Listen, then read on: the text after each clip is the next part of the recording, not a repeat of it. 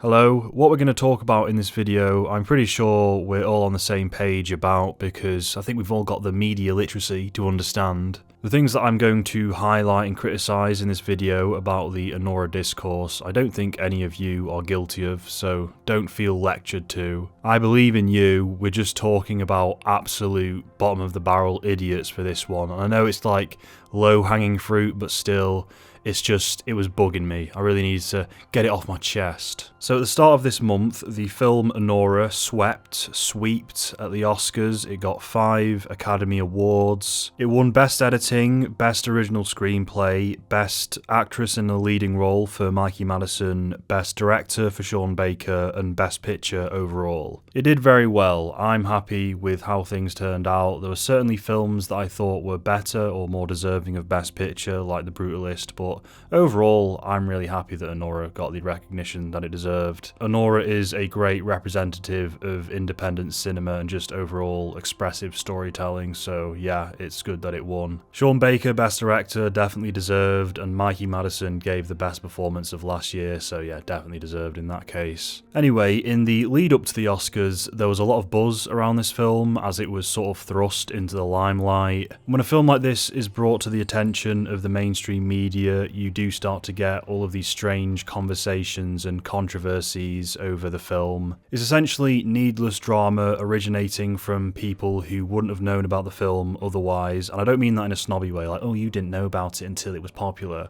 I mean, they're not the type of people to seek this film out and watch it because they aren't interested in art, they're more so interested in the controversy and the Oscar buzz. They just want to talk about what's big, what's popular, and usually they want to scandalise something if they can. And by the way, I'm not talking about everyone who didn't know about Anora until the Oscars, because it's fine to not be informed on certain things about films and wait for the Oscars to roll around and then be like, oh, I'll pick that one and that one. Like, if that's your way of being informed, that's fine. Not everyone's got the time to go to these, like, you know, all these conventions and festivals and whatever. That's fine for casual viewers. What I'm talking about are these news outlets that are just trying to drudge up controversy over the most popular thing right now. Just when a film reaches a certain level of popularity or infamy, you get all of these fucking idiots who don't really understand how to properly critique movies, and I know I sound like one of those media literacy guys, but the takes that they come out with are just so retarded. Even though it was really just a porn film. And it's all about sensationalism and just causing unnecessary controversy, and it's all very silly. And this happens with more or less any topic. I'm not saying anything new, but because it happened to Anora, a very nuanced,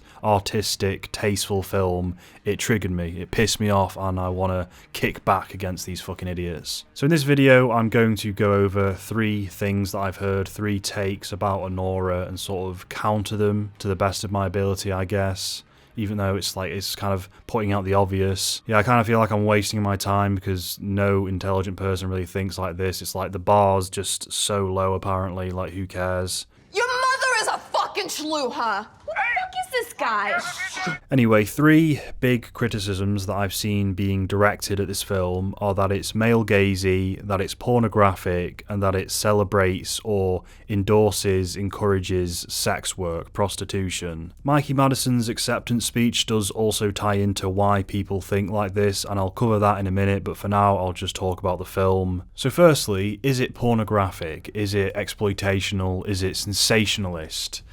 No. For something to be pornographic, it has to be designed with the sole and express intentions of getting the viewer off, sexually stimulating the viewer. Pornography is shallow, crass, and lacks any dimensionality because it's just simply about dopamine. Sex and sexuality, like everything else, is a tool that a filmmaker has the right to use if it is necessary to communicate something about the characters or the story. There are all sorts of films that are very sexual in nature, and all of those deserve their own individual discussion, but just for today, with Anora, the sex and sexuality in this film is far from indulgent or tasteless or sensational. This film is a slice of life documentary style piece following this character who is a stripper, a sex worker. In my opinion, this film does nothing beyond depicting honestly what the life of a sex worker would be like, what it would look like. Very nice to meet you. I'll just sit right next to you right here. Oh, yeah. Very cozy, right? Yes, there is a lot of lap dancing and sex in here because this is what this person's day-to-day would look like. Yes, for the majority of the first half of the film, she's dressed in sexually provocative clothing because that's how someone like this would dress. Yes, her character is very sexual in nature because that's how she has to be. It's her job. Yes, when they're in the strip club, the lighting is coordinated to bring out all of the sexually provocative features of the girls because that's what it's like in a strip club. If you think this film is male-gazy or pornographic, then just compare the scenes in the strip club to the ones where they're just at the Russian millionaire's house. Those scenes where she's doing lap dances and having sex are far less romantic and much more matter-of-fact and almost like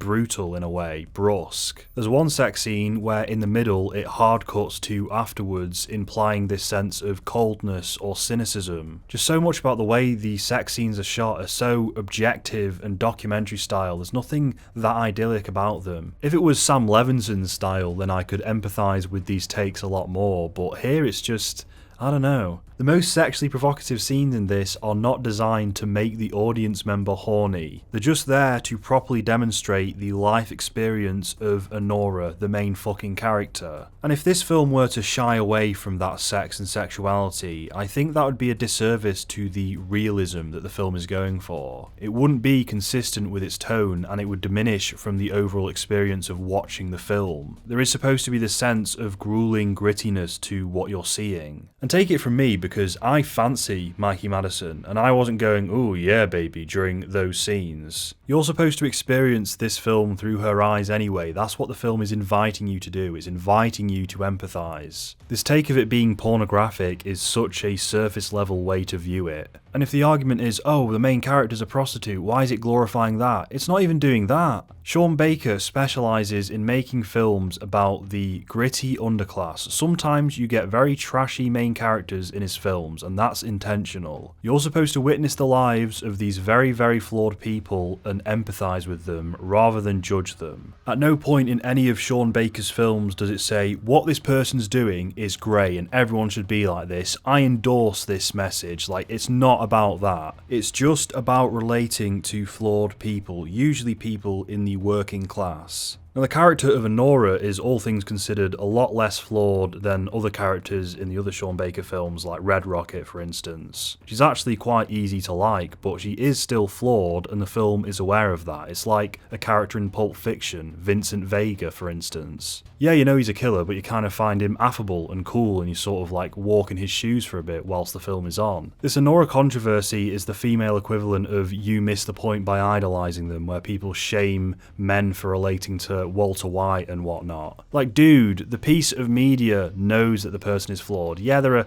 idiots, like there are some idiots like Sigma males that actually think that, yeah, I should be a killer, and that's based.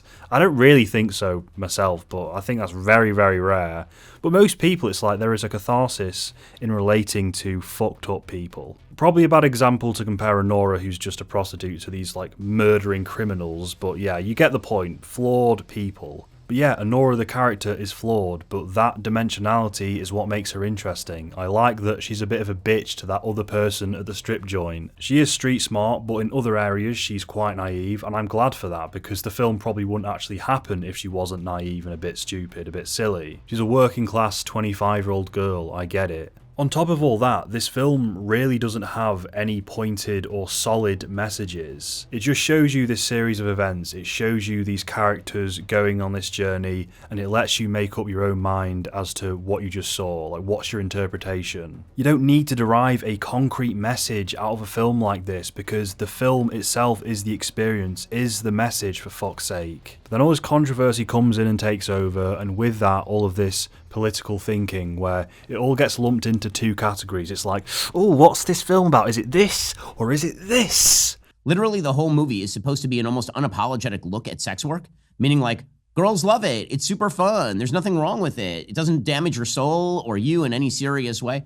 And that's why I implore anyone who is a film enthusiast or art enthusiast, wants to analyse art and media, to stay away from politics, or at least that political mindset where it's always us versus them, my side or the other side. Is this film left-wing or is it right-wing? Is it conservative? Is it liberal? What messages does it send out? Well, hopefully no strict messages like the ones you want it to send out. When a film's messaging, when a film's cinematic language veers to either side of the political spectrum, it gets more simplistic, more rigid, less nuanced, less colourful, less interesting, less complex. It's pandering to one side of the political aisle. Anora isn't doing that. It isn't pandering to the left, but it's not pandering to the right either, because if it was, it would be this neutered, watered down version. There wouldn't be as much sexuality in it, there wouldn't be as much truth in it. It would be skewed, nullified, and its cinematic identity would be stunted.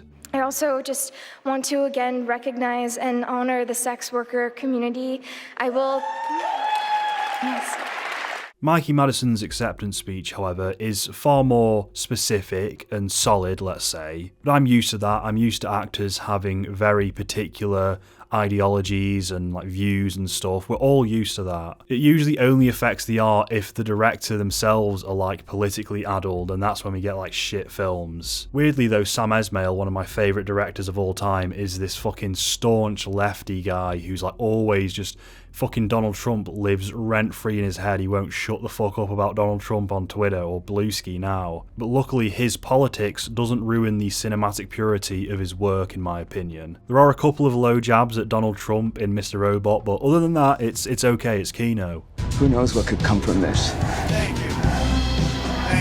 But before we dig into Mikey Madison's speech, let's just compare it to Anora first. Because Anora, what's Anora trying to do? I think it's simply trying to empathise with the sex worker community. It's not doing anything beyond that, it just wants to empathise, to flesh out these real people. Mikey Madison's speech, a bit more direct. In my opinion, I find nothing problematic about it. What's the worst thing she says? That she wants to honour the sex worker community. What's she glorifying it? Is she saying sex work, prostitution's a good thing? I also just want to again recognize and honor the sex worker community. I just think that what she said was paramountly coming from a place of empathy, because I don't know if you know, but she did spend a lot of time with real sex workers to prepare for the role. She also learned how to pole dance. She had extensive training to get that right because she wanted to perfect it for the film. And in the process of learning how to pole dance, she discovered how physically demanding that task is on the body. And she grew this newfound respect for these pole dancers who have to be extremely gymnastic and athletic. And even if you go, oh, it's pole dancing, it's a low profession, it's all about titillating men,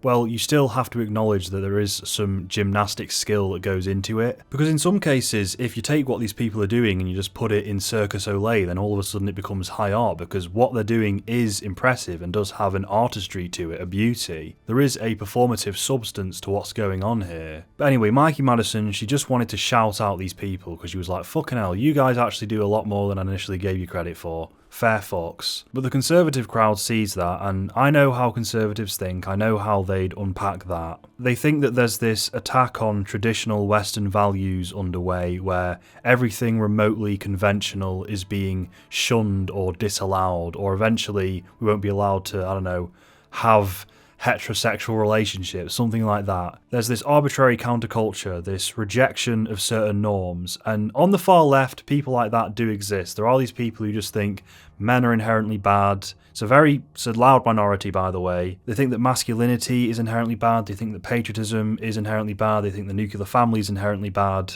I can empathise with the conservative people for feeling somewhat attacked, or that there's this culture war going against them because of all this fairly inflammatory rhetoric coming from the far left side, but also the far right are just as equally guilty for whatever things they put out, because they say things that are just as extreme, in my opinion. But anyway, you're a conservative person, you think that these traditional values, everything that you hold dear is under attack, Christianity, all these things. You think that the end result of this is all going to lead to hedonism where pedophilia is legalised. This is the end result of wokeness, and the reason you'd start to think like that is because you're probably being subjected to the worst algorithm of cunty leftist people, the worst representatives of left-wing ideas you're seeing, you're being subjected to. So not only do you start to develop this skewed perception of what the left wing actually is like, but you also have a skewed perception of the world. You feel under attack once again. Things are a lot more cynical, things are a lot more oppressive seeming. Anyway, you've got a mind like that, you're Ben Shapiro, because he definitely thinks like this, at least in my opinion, from what I've seen of him. I don't watch much of his stuff, but from what I have seen,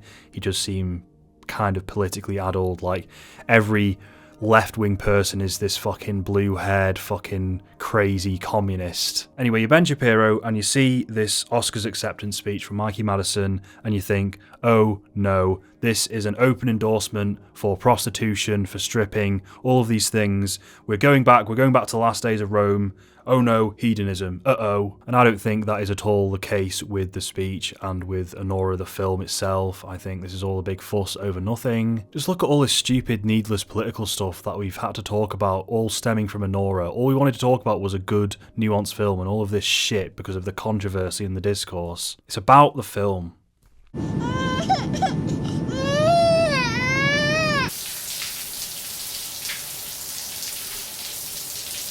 I do want to apologise a little bit for making a political themed video. I usually like to stay away from that, but this is just, it came after a film, it attacked a film. I'm going to defend it. With a film like Barbie, I can understand people getting a bit more raged over that, because that has very pointed, kind of politically adjacent themes. It's not subtle, it's not pure really. It goes too hard and too specific, it doesn't really have a personality, just feels like a bunch of talking points. The start of that film where there's this symbolic smashing of traditional gender roles with the baby dolls being torn apart and smashed and everything. This sort of rejection of tradition, a rejection of motherhood, because for so long women have felt like they have been locked into these motherhood roles. So they want to break free, they want to aggressively break free, and I can relate to that sentiment. I don't think that at the heart of that scene there was this mean-spirited anti-male thing going on, but unfortunately it just comes across not like that, but just a bit pointed, a bit simplistic, because it just feels more buzzwordy. Ooh, I'm not gonna be a fucking carrying a baby around for a man.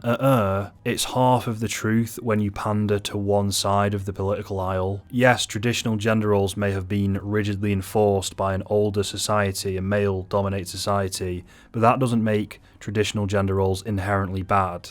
And that's the nuance that a lot of modern media lacks these days. But maybe it doesn't need to be that complex. Maybe it was just a fun little sentiment that Greta Gerwig wanted to make. It was just, it doesn't matter. For transparency's sake, I ought to share my stance on sex work, I guess. The word sex work, I've got to be honest, is like, it feels like a sugar-coated version for prostitution. Like, it's a bit, okay, whatever. I don't think prostitution or stripping is something that should be romanticised or encouraged. I think ideally no one should have to do it. It's usually people from lower income backgrounds that have to resort to it, and I empathise with that. I don't condemn anyone, I don't judge anyone. It is a profession that is subject to criticism, but you can become self-righteous when you start to say, oh, you shouldn't be doing this, you're this, you're that. The thing about Anora is it just lets all of that go and just says, no, we're just going to live in this world for a minute. Regardless of what you think of it, you're just going to be in this character's shoes. And that's the beauty of film, because film is empathy. It forces you to empathise with people that you might not empathise with in real life, or you may not be compelled to empathise with. Yeah, film is empathy, and politics, polarisation, is the antithesis of nuance and empathy. It is the antithesis of enlightenment. It is the antithesis of the full truth.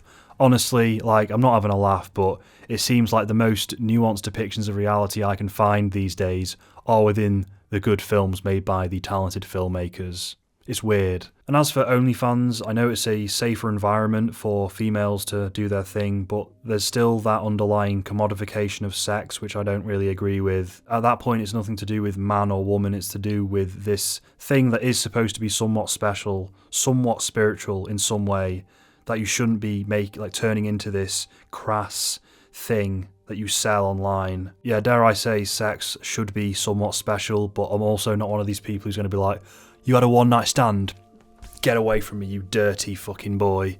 Like, no, shit happens. It's like drinking alcohol. It's like a drug in a way. Just shit happens, we do stuff, we have fun. But no, I'm not pro sex work. and I don't think I've been too narrow-minded with anything I've said. Honestly, politically speaking, I always try and be as centred as possible. My arse is sore from riding the fence for so long. It's hell because you're constantly disagreeing with both sides of the fucking political spectrum. You're always like at odds with, it's fucking annoying.